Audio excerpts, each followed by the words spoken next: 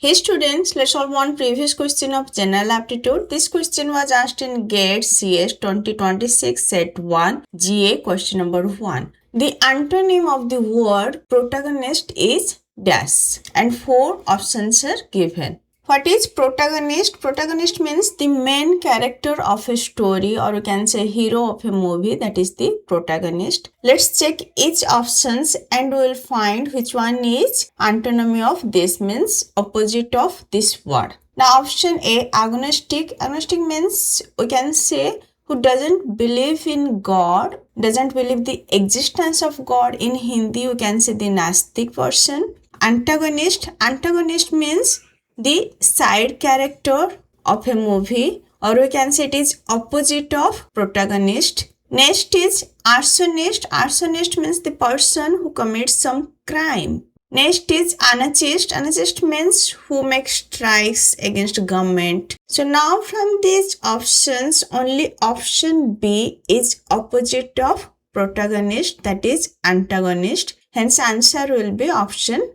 B. I already discussed lots of general aptitude previous questions. Just go through general aptitude PYQ playlist, and if this lecture is helpful for you, please like, share and subscribe. Thank you. Bye bye.